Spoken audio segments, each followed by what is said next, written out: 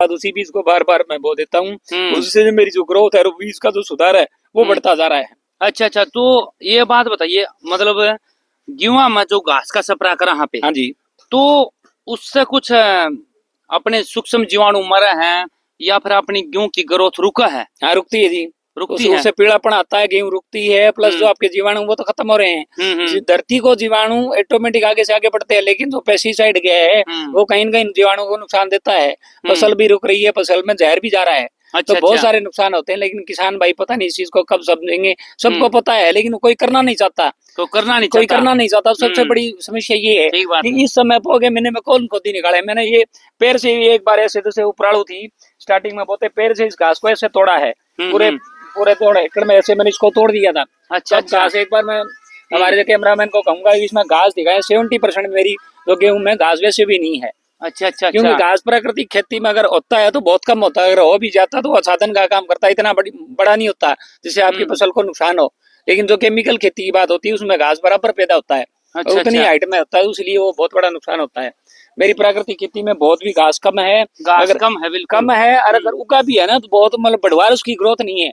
वो नीचे साधन का काम करेगा, वो नीचे जमीन को छांव दे के रखेगा, तो हमारे जीवाणुओं को, केंचुओं को ज्यादा काम करने का मौका मिलेगा। तो हमारी जमीन के दोनों फायदे हैं। ठीक बात है। घास कम है, हमारी जमीन पे साधन का काम हो रहा है। प्राकृतिक खेती में साधन एक सबसे जो 5 भाग होते हैं उस 5 भागों में अभिन्न अंग है। साधन करके रखेंगे जमीन के अंदर, केंचुए जीवाणु रात दिन कार्य करेंगे। अगर साधन नहीं होगा तो सूर्य की जो सीधी किरणें जमीन पे आती है, जमीन पे आने से हमारे जीवाणु दिन में काम नहीं कर पाते। फिर वो कब काम करते हैं? वो रात में काम करते हैं। फिर इसलिए ये जो घास फूस है ये जैसे जैसे मैं काट दूंगा तो ये इसके ऊपर ही गिर जाएगा। तो जीवाणुओं को छांव है उस घास के जरिए मिल जाएगी, और डायरेक्ट रोशनी जो है घास के ऊपर पड़ेगी, ना कि जमीन में पड़ेगी। अब जैसे देखिए ये गोबर है, इस गोबर को मैंने काट दिया तो ये जमीन में मिलके जो है खाद का काम करेगा। घास फूस भी ये भी खाद का काम करेंगे। लेकिन स्प्रे करने से ये जल जाते हैं। स्प्रे करने से जल जाएंगे। ये जल जाएंगे तो जमीन को जो एक्चुअल में सड़ना चाहिए जमीन में वो नहीं मिल रहा। हमारी जमीन के अंदर सड़ना चाहिए और सड़ा हम कुछ रहे नहीं है। ठीक बात है। जमीन में जैसे काटा गेहूं वो कर लेंगे, तूड़ी कर लेंगे तो बचा क्या। उसके बाद खाद 50 किलो यूरिया डीपी से क्या होता है। हमारी जमीन हजारों टनों के अंदर जमीन है, तो उसके अंदर में उतना ही टनों के अंदर या उतने किलो में वो जमीन सड़नी चाहिए। कोई भी चीज जब तक सड़ेगी नहीं तो जमीन उस चीज को जो जीवाणु वो क्या खाएंगे। अच्छा, तो सुशील जी एक बात बताइए, आपने यूरिया डीपी तो बंद कर दिया। हाँ जी। तो यूरिया डीपी की जगह फिर आप 4 साल से कर रहे हो, तो पहली साल फिर आपने क्या दिया था?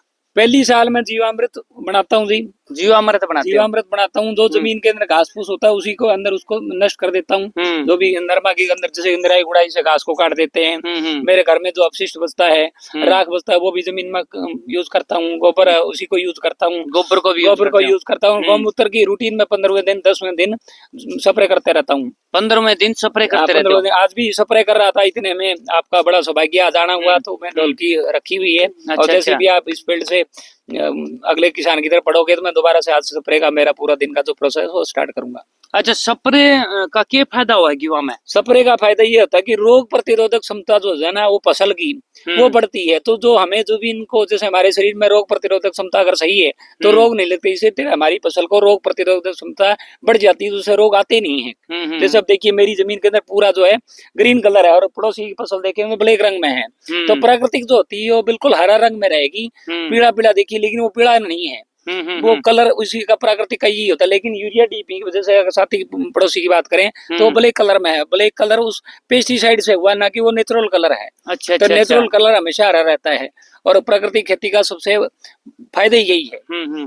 तो अच्छा भाई सुशील जी, हाँ जी, एक बात और पूछेंगे। उससे पहला भाई किसान साथियों, भाई का नाम है सुशील और भाई का गांव है शीशवाड़, और भाई आदमपुर मंडी का दौरा है यो, बिल्कुल गांव और हिसार जिला पड़ा, हरियाणा का वासी है। प्राकृतिक खेती 2020 तक लग गया था और रिकॉर्ड तोड़ दिया है इस किसान सुशील भाई ने।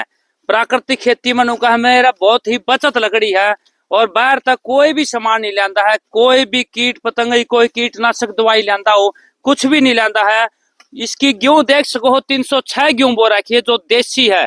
आजकल 306 गेहूं कोई भी प्राकृतिक खेती नहीं करता पावा, क्योंकि उसमें भी केमिकल जार घेड़ेगा। तो भाई सुशील कुमार जी था फिर दोबारा फिर 2-4 बात और पूछाएंगे वहां के बारे में। हाँ तो सुशील जी एक बात बताओ। हाँ जी, जो आपने सप्रा कराया था, हाँ जी। युवा में भी कई प्रकार की बीमारी आवा है। हाँ जी। सबसे पहले एक पीला रतुआ आवा है। पीला रतुआ का क्या इलाज करा भाई? कल ना पीला रतुआ आ गया तो पीड़ापन असल में जमीन की कमी होती है ना, जमीन की कमी होती है। जमीन की रोग प्रतिरोधक क्षमता, मैं बार बार यही कहता हूँ कि हमारे शरीर की रोग प्रतिरोधक अगर क्षमता सही है तो किसी प्रकार की बीमारी नहीं आती। जमीन में हमारे किसी प्रकार की चीजें बची नहीं है।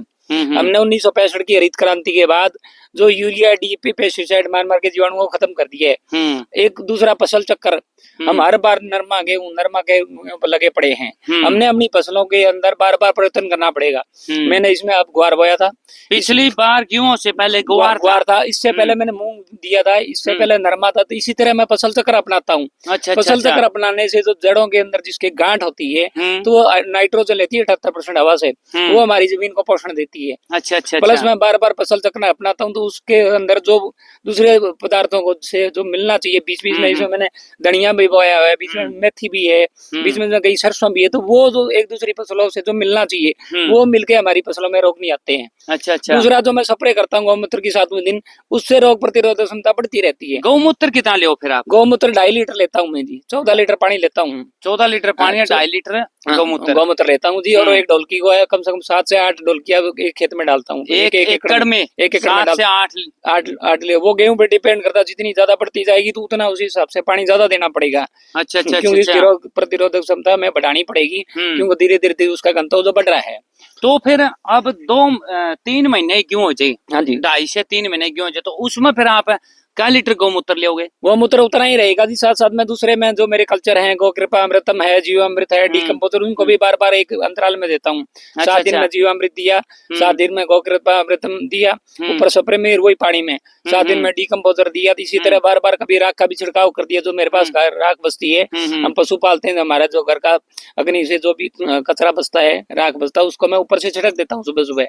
जो ऊपर के कीट पतंगा होते हैं, गौमूत्र उसकी जो खुशबू होती है वो इसी तरह की होती है कि उसके ऊपर कोई प्रकार का कीटनाशक आता नहीं है। अच्छा, पीला रतुआ बीमारी, किसी प्रकार की कोई बीमारी, निमोनिएट गए, पीलापन गए, कोई प्रकार की बीमारियां जो मेरे खेत में नहीं है। देखिए इस बार का बहुत ही बेहतरीन मेरी गेहूं लगी हुई है 4थे साल में। पिछली बार जो मैंने सूखे में बोती थी उससे थोड़ा नुकसान, इस बार मैंने पड़े हुआ करके दिए। जैसे पहले सूखे में बोते, हमारा एक सूखे का चलन है, पहले सूखा में बो देंगे, ऊपर से पानी देंगे। लेकिन इस बार मैंने पहले खेत को पानी दिया, 10 दिन बाद उसमें ट्रैक्टर से बांध करवाई, उसके बाद गेहूं उसकी बुआई कराई। तो घास जो है 50% तो पहले खत्म हो जाता है। 50% पहले खत्म है। जो जमीन में जर्मिनेशन पानी देने के बाद हुआ है तो खत्म हो गया। और उसके बाद जो हमने गेहूं को 2 दिन 72 सुहागा लगवाने के ठीक बात भी है बोया है, तो उससे हमारा जो घास का थोड़ा मोटा जमा होता है, उगने वजह से मशीन चली है तो खत्म हो जाता है।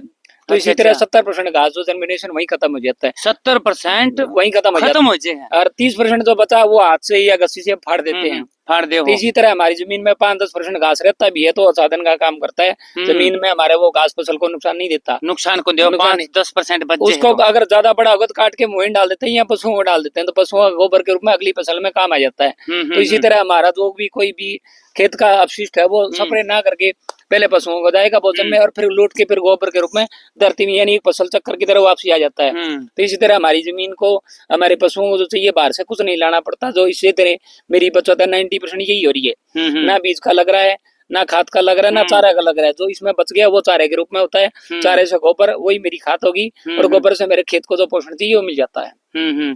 ले भाई किसान साथियों, भाई मार्केट में तक किमें भी सामान नहीं लांदा है अपना सुशील भाई किसान, जो भाई आदमपुर साइड का है, और भाई हिसार जिला का नाम रोशन करा क्या है, पूरा हरियाणा का भी साथ में। क्योंकि देख भाई, मार्केट तक सामान नहीं लिया हुआ ना तो भाई कर्जा सर नहीं होगा, कर्जा सर नहीं होगा तो भाई किसान हमारा ऊपर उभर जाएगा। तो